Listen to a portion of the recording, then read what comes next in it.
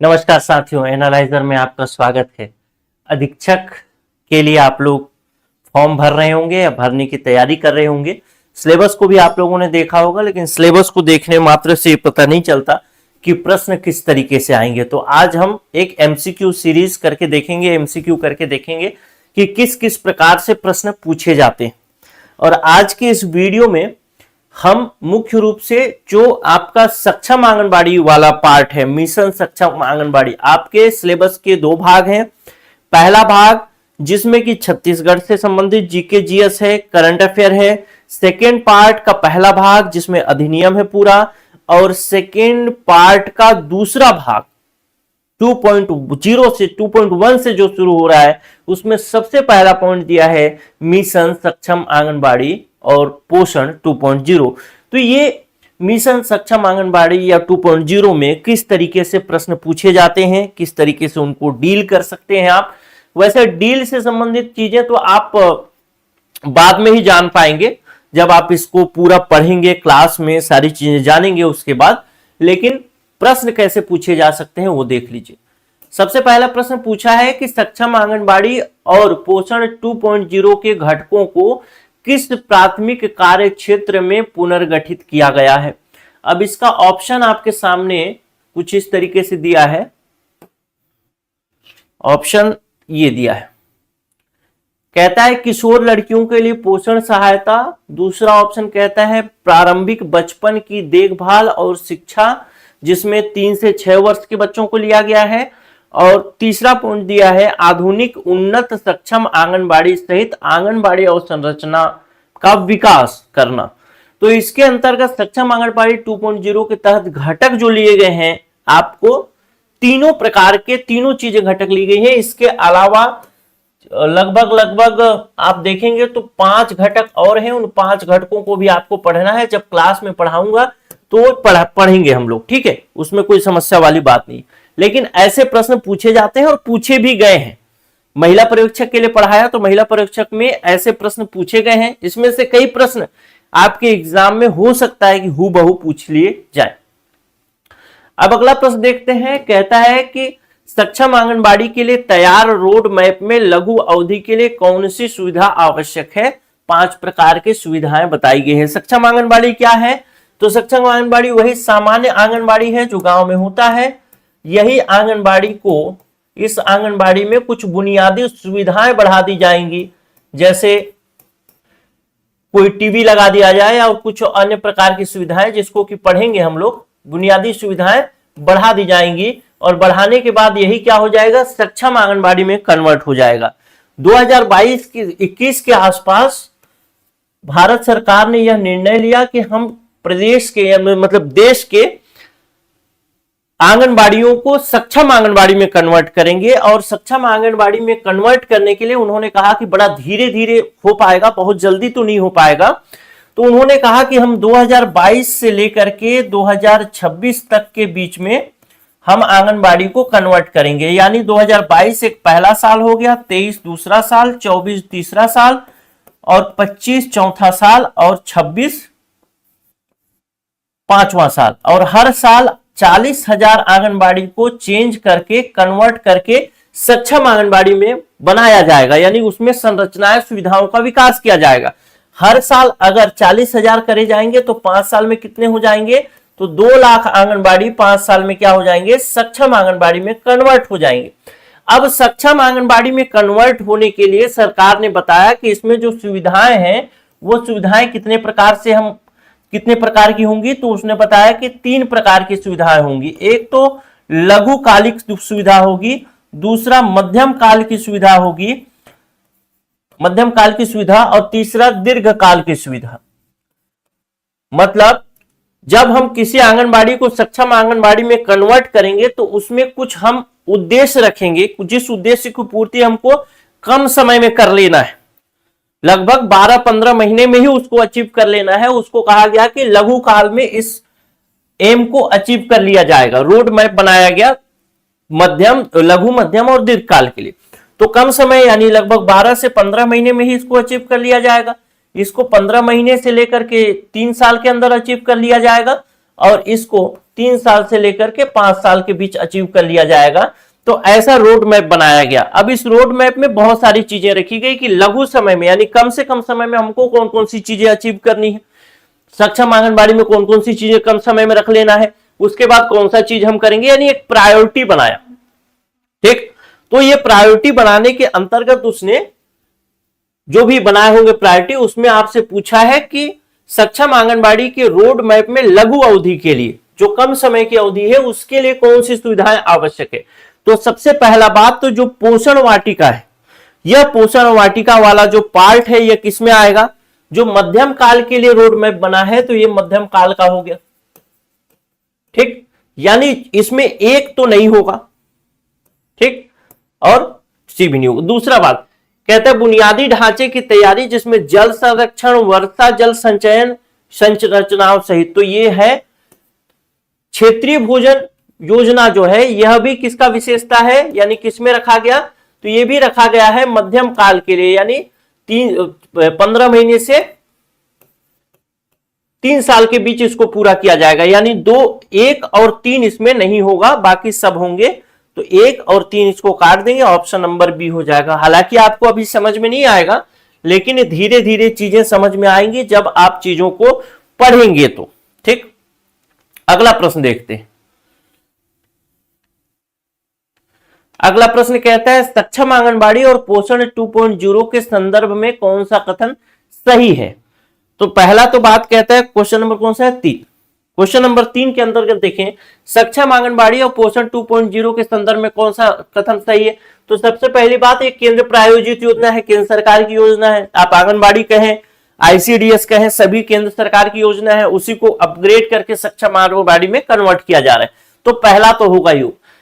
दूसरा कहता है इसके अंतर्गत आगामी 5 वर्षों में 10 लाख सक्षम आंगनबाड़ी बनाए जाने का लक्ष्य है। यह उत्तर गलत हो जाएगा। यहाँ पे केवल और केवल 2 लाख लक्ष्य रखा गया है और प्रति वर्ष 40,000 के हिसाब से। तीसरा पॉइंट कहता है कि सक्षम आंगनबाड़ी केंद्र में महत्वपूर्ण विशेषताएं जो होंगी उसमें एलईडी स्क्रीन, वर्षा जल संचयन, पोषण वाटिका आदि शामिल है। तो पोषण वाटिका को हमने देख भी लिया कि ये कब शामिल होगा, मध्यम अवधि के लक्ष्य में शामिल हुआ है। ठीक, तो ये भी शामिल हो गया। तो यानी 1 और 3 इसका सही होगा, ऑप्शन नंबर बी हो जाएगा सही उत्तर के लिए। अगला प्रश्न देखते हैं, क्वेश्चन नंबर 4। क्वेश्चन नंबर 4 कहता है संशोधित स्कीम सक्षम आंगनबाड़ी और पोषण 2.0 के अनुसार मनरेगा के साथ अभिसरण से निर्मित आंगनबाड़ी केंद्र के संदर्भ में क्या सही है। यानी मनरेगा के सहयोग से आंगनबाड़ी केंद्र बनाने की बात की गई है, जो कि सक्षम आंगनबाड़ी बनाए जाएंगे। नए भवन जो बनेंगे सक्षम आंगनबाड़ी के, वो मनरेगा के सहयोग से बनेंगे। तो उसके विषय में प्रश्न पूछा गया है क्वेश्चन नंबर 4 के संदर्भ में। कहता है प्रति वर्ष 10,000 आंगनबाड़ी केंद्र का निर्माण किया जाएगा। तो अभी हमने देखा कि प्रति वर्ष कितने आंगनबाड़ी केंद्रों का निर्माण किया जा रहा है, 40,000। ठीक, तो इस हिसाब से तो ऑप्शन नंबर 1 गलत हो गया। ठीक, क्या हो गया, ऑप्शन नंबर 1 गलत हो गया। लेकिन ध्यान रखने वाली बात यहां पर है कि 40,000 जो आंगनबाड़ी केंद्र निर्मित हो रहे हैं प्रति वर्ष, यह सक्षम आंगनबाड़ी के अंतर्गत हो रहे हैं, इस चीज को ध्यान रखिए।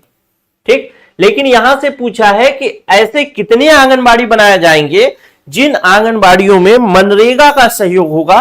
तो इसके लिए बताया गया कि ये जो 40,000 आंगनबाड़ी बन रहे हैं, इसमें से 10,000 आंगनबाड़ी जो होंगे वो मनरेगा स्कीम के अंतर्गत बनाए जाएंगे। इसका मतलब पहला कथन क्या हो गया, सही हो गया। दूसरा कथन कहता है प्रति वर्ष 40,000 आंगनबाड़ी केंद्र बनाए जाएंगे, तो ये कथन गलत हो गया। वैसे तो ये सही है, लेकिन मनरेगा के साथ अभिसरण की बात करें तो ये दूसरा कथन गलत हो गया। तीसरा कथन देखते हैं, वो कहता है आंगनबाड़ी केंद्र के निर्माण की लागत में मनरेगा के तहत 8 लाख रुपए प्रदान किया जाएगा, बिल्कुल सही है तीसरा। और चौथा कथन कहता है आंगनबाड़ी केंद्र के निर्माण की लागत मनरेगा के तहत 12 लाख रुपए प्रदान किया जाएगा, ये गलत हो गया। तो कौन सा सही हुआ, 1 और 3 दोनों ही सही होगा, ऑप्शन नंबर डी सही हो जाएगा। इसी प्रकार से कूट वाले प्रश्न आपसे पूछे जाएंगे मेरे प्यारे दोस्त, तो उसके लिए आपको तैयार रहना है। अगला प्रश्न देखते हैं, क्वेश्चन नंबर 5। ये क्या कहते हैं, स्कीम सक्षम आंगनबाड़ी और पोषण 2.0 के अनुसार सरकार का लक्ष्य 2022 से 2026 के दौरान मनरेगा के साथ अभिसरण करके आगामी 5 वर्षों में कितने आंगनबाड़ी केंद्र का निर्माण किया जाएगा। तो टोटल आंगनबाड़ी केंद्रों का निर्माण कितना किया जाना है इस बीच में, वो है 2 लाख। प्रति वर्ष कितना किया जाना है, तो 40,000। लेकिन मनरेगा के अंतर्गत प्रति वर्ष कितना किया जाना है, तो 10,000। मनरेगा के अंतर्गत स्वीकृत राशि कितनी है, तो 8 लाख रुपए। इसको पूरा डिटेल में पढ़ेंगे हम लोग, कुछ एकदम से मैथ्स की तरह है, आपको एकदम से याद करने की जरूरत ही नहीं पड़ेगी। बस आप अभी देखिए कि कैसे प्रश्न बनेंगे। तो हर साल अगर 10,000 आंगनबाड़ी मनरेगा के तहत बनेंगे तो 5 सालों में कितने बनेंगे, तो 50,000 बनेंगे। इसका उत्तर क्या हो जाएगा, ऑप्शन नंबर डी हो जाएगा, 50,000। अब अगला प्रश्न देखते हैं।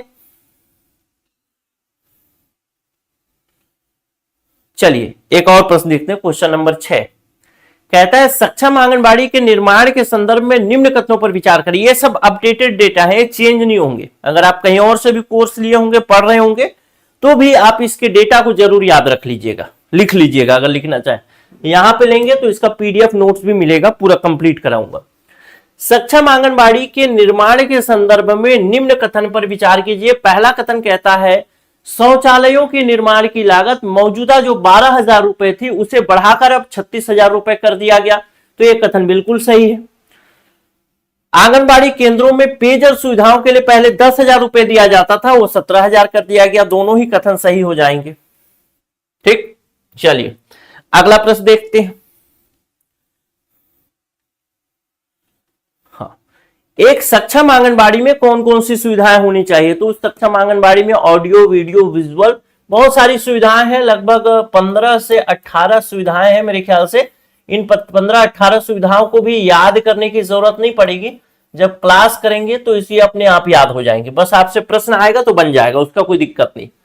ऑडियो, वीडियो, विजुअल सहायता बिल्कुल सही। इंटरनेट, वाईफाई कनेक्टिविटी, एलईडी, वर्षा जल संचयन प्रणाली, तीनों ही सही है। और ये वर्षा जल संचयन प्रणाली के लिए एक अलग से स्कीम है। ठीक, उस स्कीम के तहत आंगनबाड़ी में वर्षा जल संचयन प्रणाली होता है, तो उसको भी आपको ध्यान रखना है कौन सी स्कीम है। आगे क्लास में तो चलेगा ही, कोई दिक्कत नहीं है। डी हो जाएगा क्वेश्चन नंबर 8। और वो जो स्कीम मैं बोल रहा था वो यही स्कीम है, जल शक्ति अभियान।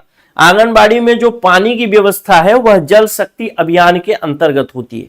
अब जल शक्ति अभियान के अंतर्गत होती है तो जल शक्ति अभियान का मुख्य उद्देश्य क्या है, यानी कौन कौन से लक्ष्य इसके अंतर्गत शामिल किए गए हैं जल शक्ति अभियान के अंतर्गत। तो सबसे पहली बात, इसके अंतर्गत वाटर शेड विकास शामिल है, गहन वृक्षारोपण क्या बोल रहे, शामिल नहीं है पूछा है ना, ठीक, शामिल नहीं है। तो वाटर शेड विकास शामिल है, गहन वृक्षारोपण भी शामिल है, लेकिन हरित गृह, इसको क्या बोलते हैं, ग्रीन हाउस, इस प्रकार का कोई चीज शामिल नहीं है। ठीक, तो ये गलत हो गया। ओजोन संरक्षण भी इसके अंतर्गत शामिल नहीं है। पारंपरिक और अन्य निकायों का नवीनीकरण ये भी शामिल है। कौन सा शामिल नहीं है पूछा है, तो 3 और 4 शामिल नहीं है, यानी ऑप्शन नंबर डी हो जाएगा। घबराने की बात नहीं है, बस आप देखिए किस तरीके से प्रश्न पूछे जा सकते हैं, और वैसे प्रश्नों के लिए आपको बस तैयार रहना है। बाकी आप क्लास करेंगे तो उसकी पूरी तैयारी कराऊंगा। प्रश्न बाहर से संभवतः नहीं आएंगे। मेरा अगर मेहनत अच्छा रहा तो कहीं से बाहर से प्रश्न नहीं आएंगे। मैं तो मेहनत करूंगा ही, बस आपका मेहनत अच्छा रहा तो आप बस उम्मीद और भरोसे के साथ उसको कंटिन्यू पढ़ लिए। 100% इन 3 महीनों में आप लेकर के निकलेंगे पोस्ट। बस आपको यही भरोसा रखना है कि इससे बाहर प्रश्न नहीं आएगा, बस उतना भरोसा रखिए और आंख बंद करके पढ़ जाइए। जितना बता रहा हूं बाहर से कोई प्रश्न नहीं आएगा, मतलब बाहर से प्रश्न आ भी जाते हैं तो जितना पढ़ाऊंगा उतना में सिलेक्शन आपका हो जाएगा। अगला प्रश्न देखते हैं, कहता है मिशन सक्षम आंगनबाड़ी और पोषण 2.0 का प्रमुख उद्देश्य क्या है। तो सबसे पहला उद्देश्य कुपोषण की चुनौतियों का समाधान करना, बिल्कुल है। जब ये मिशन सक्षम आंगनबाड़ी नहीं बना था, सामान्य आंगनबाड़ी था, तो भी ये लक्ष्य था इसके अंतर्गत। स्थायी स्वास्थ्य और खुशहाली के लिए पोषण जागरूकता और अच्छी खान पान की आदतें को बढ़ावा देना, ये भी है, ये पहले भी था जब आंगनबाड़ी सामान्य था। तो प्रमुख रणनीतियों के माध्यम से पोषण संबंधी कमियों को दूर करना, बिल्कुल सही। लेकिन जब ये सक्षम आंगनबाड़ी बना तो सक्षम आंगनबाड़ी बनने के बाद ये नया लक्ष्य शामिल हुआ, क्वेश्चन ऑप्शन पॉइंट नंबर 4। तो इसके अंतर्गत अगर लक्ष्य बोले तो चारों ही शामिल हो जाएंगे। अब क्वेश्चन नंबर 10 देख लेते हैं। हाँ, कहता है सक्षम आंगनबाड़ी के लिए तैयार रोड मैप की कौन सी अवधि में पोषण वाटिकाओं के निर्माण का प्रावधान किया गया है। तो भैया पोषण वाटिका और क्षेत्रीय खान पान को बढ़ावा देना, ये सब चीजें जो है वह मध्यम अवधि में किया गया है, मध्यम अवधि के लक्ष्य के अंतर्गत शामिल है, यानी इसका आंसर हो जाएगा ऑप्शन नंबर बी। ठीक, इसी प्रकार से प्रश्न मैं महिला पर्यवेक्षक में पढ़ाया था, अभी जो लास्ट हुआ महिला पर्यवेक्षक, और इसमें भी अधिनियम था और ये सब जो आप अभी जो मैं आपको पोषण सक्षम आंगनबाड़ी पढ़ाया, ये सब चीजें इसी के अंतर्गत भी थी। तो ये अधिनियम आदि सब करके एक सेक्शन था जिसमें से जो परिसीमित भर्ती वाले हैं उनके लिए पूछना था 60 प्रश्न, और हमारे पढ़ाए हुए में से आए थे 59 प्रश्न। ये काफी बड़ी उपलब्धि रही हमारे लिए और बहुत बच्चे सेलेक्ट भी हुए। तो ठीक उसी प्रकार का है, कुछ भी इसमें नहीं है। तो जितना पढ़ाएं उतना पढ़ लीजिए, मेहनत करिए, कोई समस्या नहीं है, सिलेक्शन आपके हाथ में होगा। बस ये 2-3 महीना जो है अपने आप को कोई दिवाली और कोई भी भाई दूज ये सब से बचा के रखिए और मेहनत करिए, निकालिए, निकल जाएगा। बहुत आसान है, सेकेंड क्लास ऑफिसर का पोस्ट है और बहुत जबरदस्त पोस्ट है।